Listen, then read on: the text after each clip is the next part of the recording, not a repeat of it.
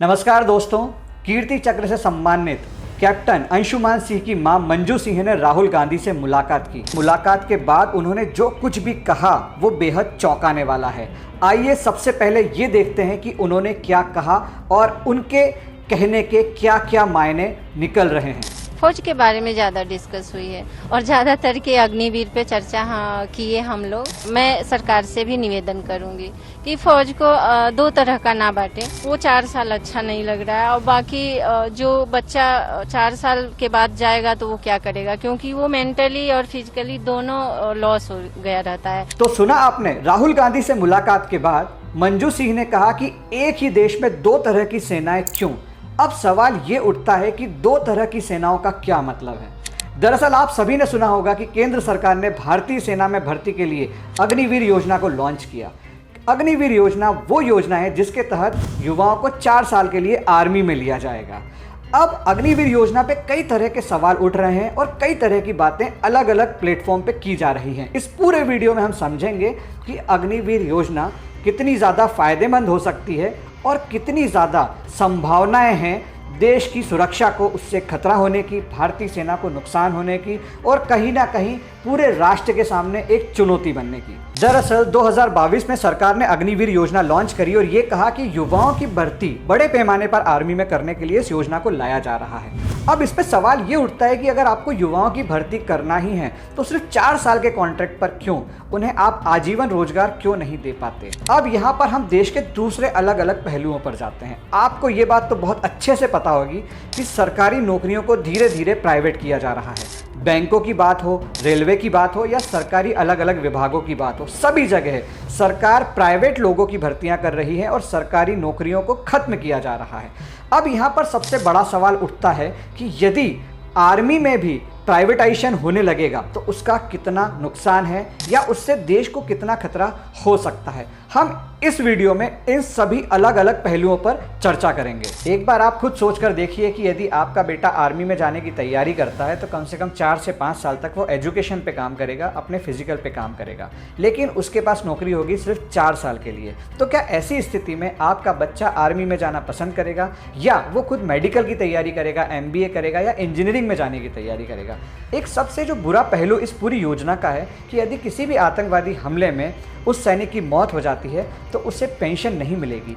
आज यदि कोई भी सैनिक आतंकवादी हमले में चला जाता है तो उसके पूरे परिवार को अंतिम समय तक पेंशन दी जाती है। ये एक सबसे बड़ी सुविधा है सेना में जाने के लिए।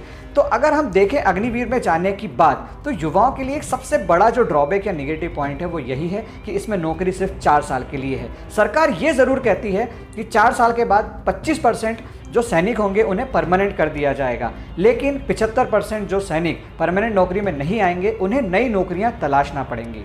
दूसरी तरफ यदि हम इस विषय पर बात करें कि सरकारी नौकरियों को इसलिए प्राइवेट किया जा रहा है या कॉन्ट्रैक्ट पर लाया जा रहा है क्योंकि सरकारी नौकरी में आने के बाद लोग काम नहीं करते हैं।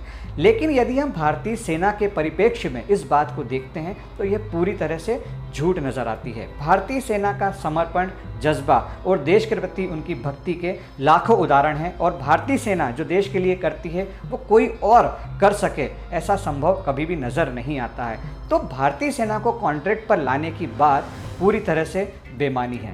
दूसरी ओर दुनिया भर में आर्मी से जुड़े एक बड़े खतरे पर हम बात करते हैं। आप सभी को पता होगा कि अमेरिका, फ्रांस, जर्मनी, इंग्लैंड और रूस जैसे बड़े बड़े देशों ने अपनी प्राइवेट आर्मी तैयार करी है। इन आर्मी का उपयोग वो युद्ध के समय या देश में आने वाले किसी भीषण संकट के समय करते हैं। लेकिन आप सभी को ये भी याद होगा कि रूस और यूक्रेन के युद्ध के समय पुतिन द्वारा तैयार की गई प्राइवेट आर्मी ने पुतिन का साम्राज्य ढहाने के लिए ही काम किया था। तो उस आर्मी ने रूस के लिए एक बड़ा खतरा पैदा किया जिस आर्मी को पुतिन ने खुद तैयार किया था। आज हमारे देश में प्राइवेट आर्मी की बात नहीं हो रही है, लेकिन हम अपने सैनिकों को एक स्थायी सरकारी नौकरी से कॉन्ट्रैक्ट वाली नौकरी पर लेकर आ रहे हैं।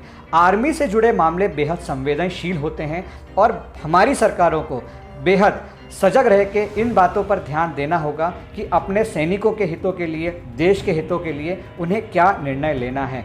सरकार के नियंत्रण में पूरी तरह से आर्मी होना चाहिए और आर्मी को वो सभी सुविधाएं दी जाना चाहिए जिसको वो डिज़र्व करते हैं।